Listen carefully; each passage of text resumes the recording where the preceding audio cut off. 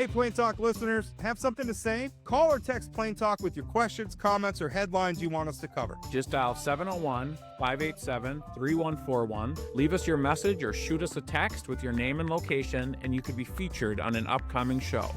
Hi, my name is Ashley, and I am in Jamestown. Hey, Rob and Chad. My name is Tony. I live in Grand Forks. That's 701-587-3141. Call us, text us, vent, praise. We want you in the conversation. Thanks for being part of the show. Now let's get back to today's episode. Welcome to Plain Talk. Our guest today, and he's been a guest with us previously. He's an associate professor at Ohio State University, Dakota Rudisill. Although he's got connections to North Dakota. He's a North Dakota guy. He's part of the North Dakota diaspora. Across in Washington D.C. they call it the North Dakota Mafia. All the North Dakotans that have infiltrated our federal government. Dakota's not one of those.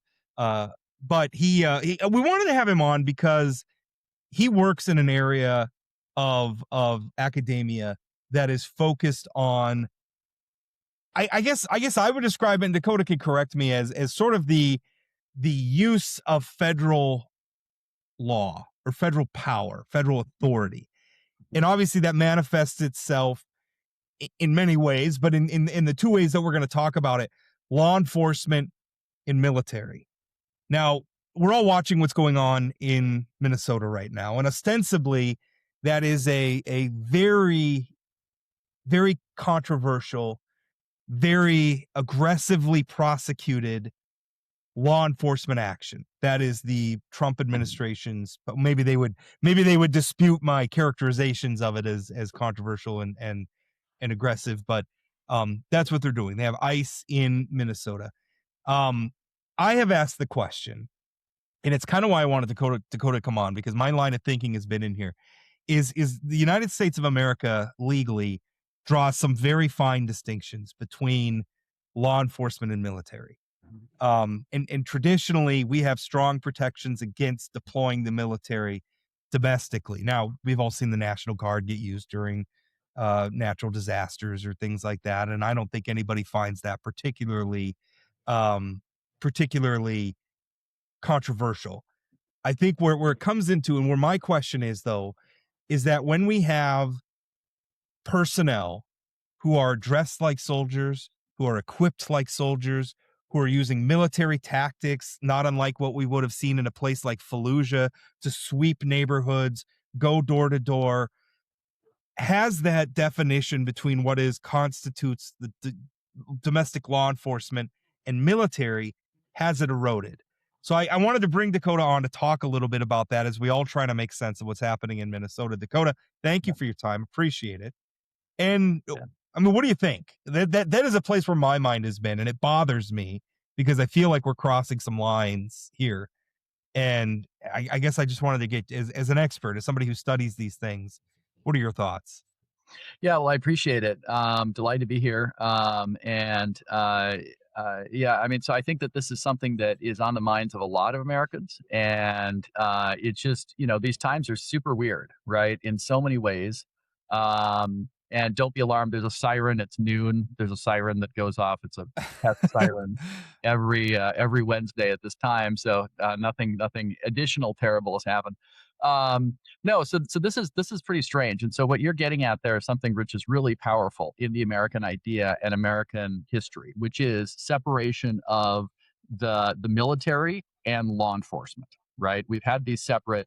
And this norm goes back to the colonial period and goes back to the founding of the country, where one of the primary complaints of the colonists was that the occupying British force was essentially erasing this distinction. And the British Army was deployed within the colonies and was acting pursuant to what they called the general warrant, which means in the name of national security, right, of the king, right, they could enter any space, seize anything, search anything, and they could do so with impunity, right? That was a prime complaint of the colonists. And they said, right in the Declaration of Independence, you have elevated the military authority over the civil authority, right? Violated our privacy rights. And so that's why we have the Third Amendment. that gets overlooked a lot, but we have a Third Amendment against Yeah. quartering troops, where the British would force Americans to basically house military, which I was not just a logistical thing; it was also a way of the British Empire of imposing sort of surveillance and control. If they've got the soldiers right in your home with you, Yeah. that exerts a certain amount of surveillance and control. Yeah, that's right. So I actually teach the Third Amendment. I don't know how many law professors do, but I do, because it is very much about national security. As the whole Constitution is very much a national security document. There are more provisions of the Constitution that bear on use of force, the military, national security, freedom from state encroachment, right, than anything else. And so, First Amendment, free speech, free assembly, right to petition your government. Second Amendment, right to bear arms. Third Amendment, the government can't quarter their troops in your home without your permission, except in a time of war. Fourth Amendment, protection against searches and seizures, need a warrant based on probable cause. Fifth Amendment, nobody shall be deprived of life, liberty, or property without due process of law. And I could go on, right? But the Constitution was forged from national security crisis and the highest level of government, right, encroaching on the liberty of the people in the name of national security. And so the framers wrote in that context, and they gave us the system we have, which is one where we have limited government, not unlimited government. We have limited government, limited federal powers. They're divided between the three branches. They're further limited by the Bill of Rights, which secures the rights of the people. You instead have the states, which are called governments of general jurisdiction over like health and welfare and things like that. And the framers gave the federal government the power to raise armies if they decided to do that, but they were very, very skeptical of the idea of having a standing army because they'd experienced the predations of the standing British army deployed in the communities of the colonists. And so instead, they said, basically, in extraordinary circumstances, the federal government could create a federal army. But what we're going to do is have the primary force be basically at the state levels, be the militia, which was basically the armed male citizenry. And the militia would be available to the state governments to do things like, disaster response, civil unrest response. The federal government could mobilize the militia under the Constitution, put it on federal duty to do federal stuff, which is defend the country from invasion, suppress insurrection, and enforce federal law as necessary. But that was enormously exceptional, and it was subject to Congress. The framers gave that power over the militia to Congress. So Congress would write the statutes that would even let the president do this and could write any limitations they wanted. And of course, the Congress, is the federal branch closest to the people, right, because of elections. In the founding era, the Congress enacted a number of statutes that would then give the president some authority to put the militia on federal duty, and in extraordinary circumstances, even use standing federal forces to do things. So one was there was the Militia Act during Washington's term, and then in 1807, during Jefferson's term, they wrote the Insurrection Act. And basically what these say is that in really, really extraordinary circumstances, if there's, rebellion, right, that the state militias can be put on federal duty, and that even federal regular forces, like standing army forces, right, could be used to deal with that. Originally, as the framers, the founding generation, right, during those first presidencies, the way that they wrote this, and it got amended later, but initially, even after the president would try to call up, right, the militia and put them on federal duty, right, or use other forces, the president still had to go to a judge and convince the judge that there actually was insurrection, right? That was later dropped in some amendments in the 1800s, but what that reflects is just profound skepticism of the ability of government, and especially the federal government, right, to put men with guns into our community in the name of national security, right, or to suppress insurrection or something like that. Truly, truly exceptional. So, Dakota, I was just thinking about this last night, that we have a situation where Governor Walz has notified the National Guard in Minnesota to be prepared. We also know the Department of Defense and the administration has indicated there's 1,500 troops up in Alaska that they might move down into Minnesota. What happens here? right? I mean, what happens if Governor Walz pulls up the National Guard to protect the rights of Minnesotans while the federal government is also sending in troops from the active military? I mean, this has to be unprecedented, what we're looking at, certainly in modern times. But how does this play out? I mean, it feels like the kind of brinksmanship we see in foreign policy between superpowers, not between a state and the United States. Yeah, I mean, so certainly within our living memory, right? These are really, really extraordinary times, and just to so let me talk about this as a matter of law. So under the Constitution, again, the Constitution gave the federal government for the first time the power to take the militia and to put that on federal duty. So Congress would write a statute if it chose to do so, to give the president the authority to do that, and could put any kind of conditions it wanted to on that. The modern professionalized version of the militia is the National Guard. So states retain their baseline authority over the National Guard, right? So as a default, the National Guard is on state duty, working for the adjutant general, the senior military officer, working for the governor, subject to whatever law the legislature in the state legislates about. That's the default. And so Governor Walz, using his statutory authorities and constitutional authorities, can call out the Minnesota National Guard, right, to do things like, protect the public, just to try to maybe separate protests, right, from the ICE officers. He certainly can't combat the ICE officers with the Minnesota National Guard, but do things like that, right, in addition to disaster relief and whatever else. The Constitution also says, however, again, that Congress can write statutes to give the president authority to put the National Guard on federal duty. And there are a number of those, but one of the central ones, again, is the Insurrection Act. And the Insurrection Act could allow the president to take the Minnesota National Guard basically away from Governor Walz and put that on federal duty, and then give that National Guard, any sort of number of orders, right? One order could be just go home, right? Another would now be to work for the president and do things for the president. And the president could additionally potentially send in federal regular troops. And so I think what is contemplated there is these regular Army troops up in Alaska could be flown into Minnesota pursuant to an Insurrection Act invocation. So much of the attention at that moment as a legal matter would come down to whether the criteria in the Insurrection Act are satisfied.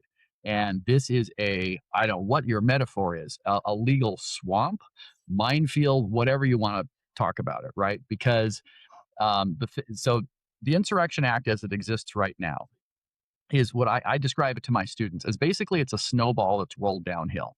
And I mentioned there was a law under George Washington, one under Thomas Jefferson, and these have gotten amended over the time and picked up additional provisions. And so right now we basically have kind of three core provisions. And then there's another one that says, before using this, the president has to issue a proclamation to disperse before invoking these authorities, right? And these three different provisions, one of them basically says that that a state which is experiencing domestic violence can request that the president send militia from other states to assist that state. Well, that's not what's going on here. Now we're on to the second one. The second one and the third ones are really the ones that are potentially operative here. And the problem is that Congress, in trying to combat white supremacist militia violence after the Civil War in the South, wrote those provisions of what now is the Insurrection Act in a very, very broad way. And it has been, thankfully, rarely invoked. The Insurrection Act, I think there have only been about 30 invocations in the entire U.S. history.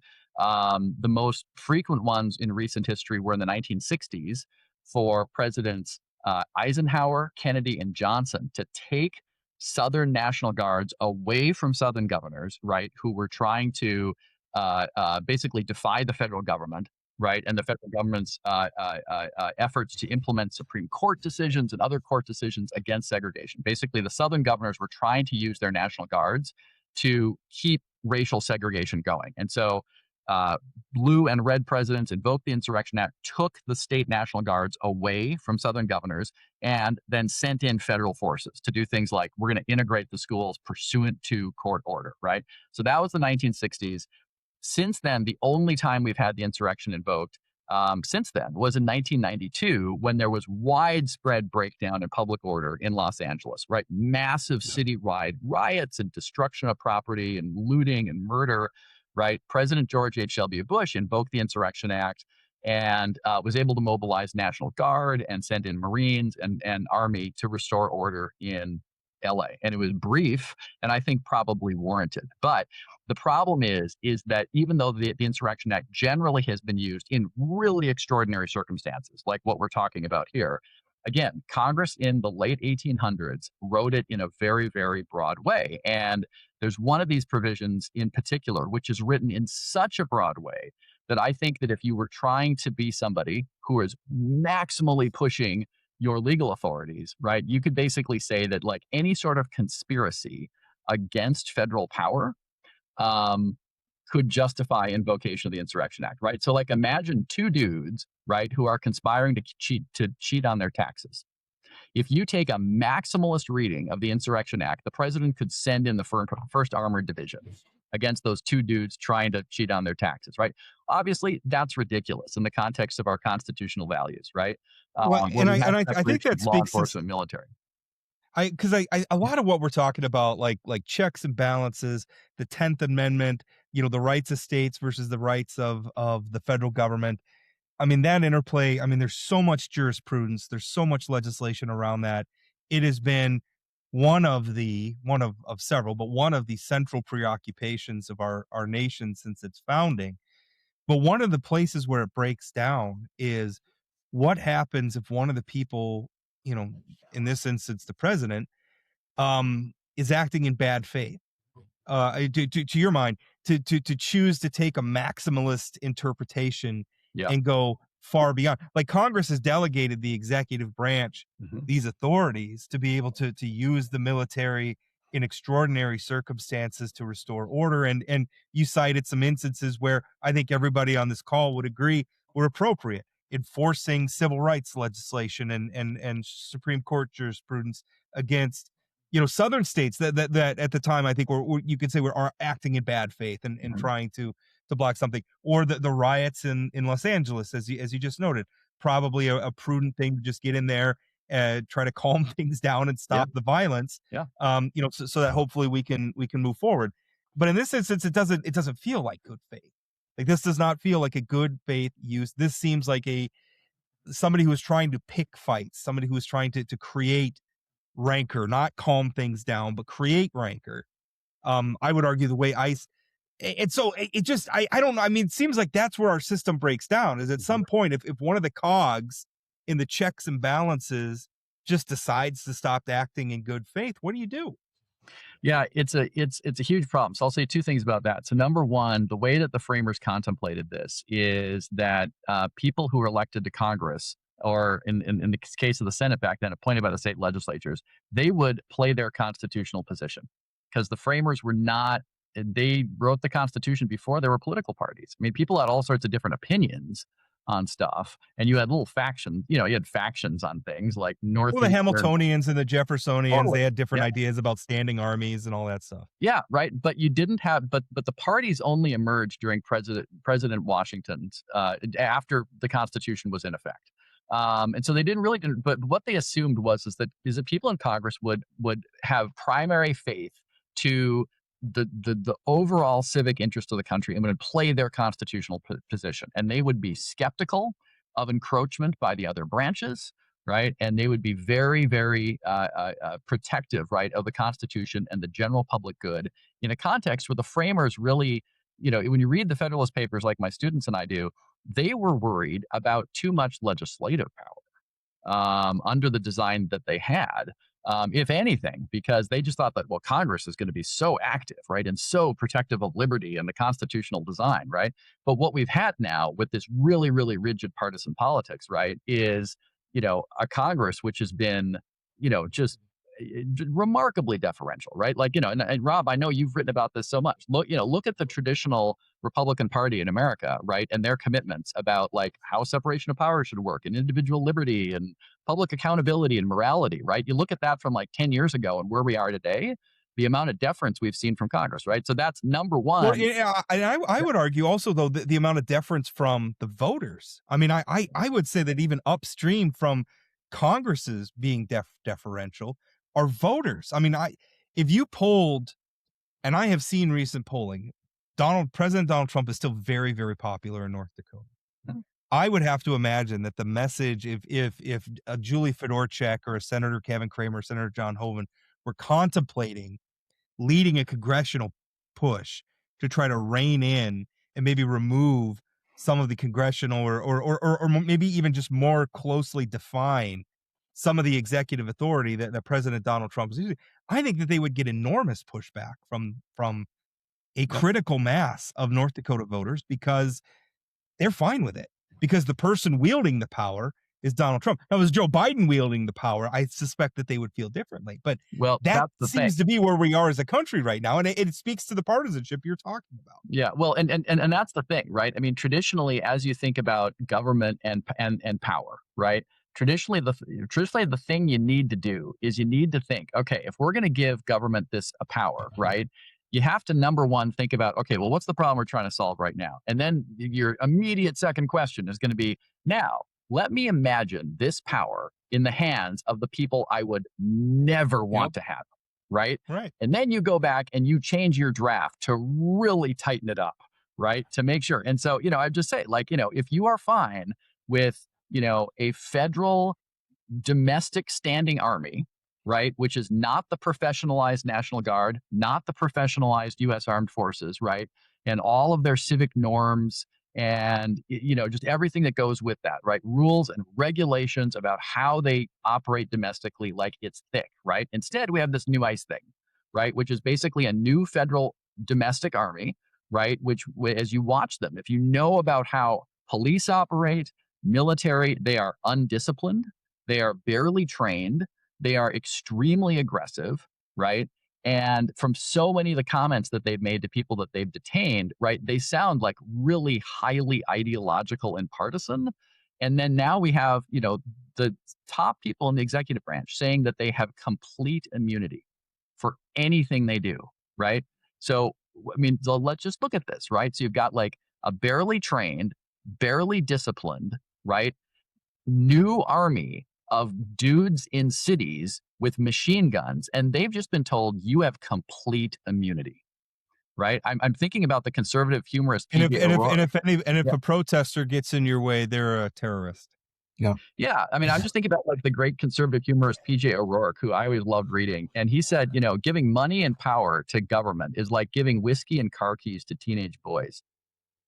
And I will say that as a conservative, it has been remarkable, and it would be more humorous were the context different, to watch my liberal friends suddenly regain an appreciation for the 10th Amendment. Yeah. That conservative. I was laughing. The North Dakota Monitor ran a story about Minnesota, and they had to put a disclaimer in there about, like, okay, Tim Walz is invoking the 10th Amendment, but it's okay when Tim Walz does it, even though the 10th Amendment was invoked and states' rights were invoked by racists of another era who were trying to fight off civil rights legislation. Like the left invested itself so thoroughly in the idea that the 10th Amendment was only used by secessionists and racists. And how dare, you get in touch with the growth of the all-powerful federal government.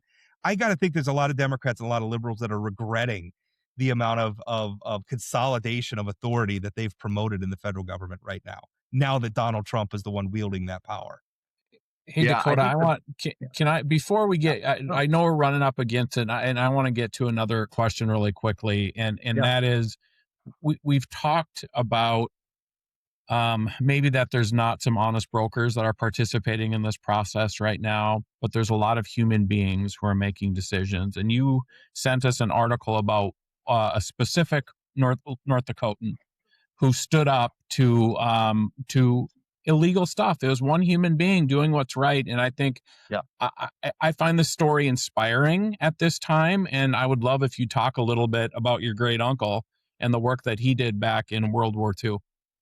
Yeah. So thanks for mentioning that. Yeah. So so I wrote an essay in the State Bar Association of North Dakota magazine. It came out last spring.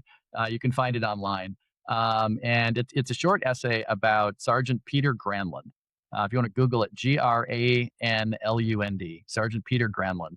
So he was Fort Ransom, North Dakota, class of 1944, and joined the army like everybody did, right out, during the war, and was trained and sent to Europe and arrived there after D-Day.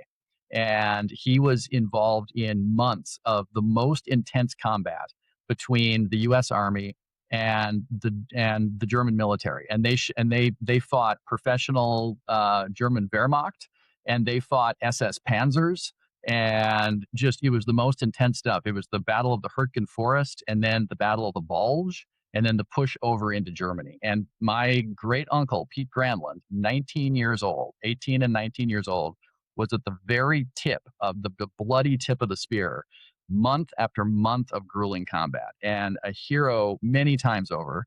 And he was also a deeply just good man. But I would also say it's just common decency. And I just and the one particular incident that I wrote about in that essay was during the push into Germany. And again, right at the front end of it, Pete was walking forward at the front end of the U.S. advance, and out of a trench, this group of Germans stood up and surrendered.